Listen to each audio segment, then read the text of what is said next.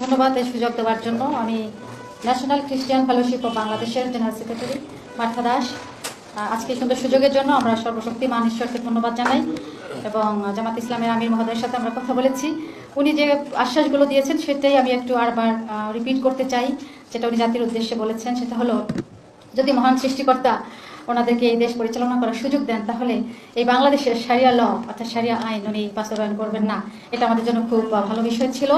এবং যারা আমাদেরকে নিজেদেরকে মনে করি যে আমরা এই দেশে সংখ্যালঘু, উনি বলেছেন সংখ্যালঘু হিসেবে যেন আমরা নিজেদেরকে পরিচিত না হই, বরং আমরা যারা ছোট সম্প্রদায়ের অর্থাৎ লোক কম, তাদেরকে উনি বলেছেন যেন সন্তানের মতো করে তিনি আমাদেরকে আগলে রাখবেন। তো এইটাই যেন প্রচলিত থাকে, যদি মহান সৃষ্টিকর্তা ওনাদেরকে দেশে দেশ পরিচালনা করার সুযোগ দেন। আমি সকলের মঙ্গল কামনা করি। ধন্যবাদ।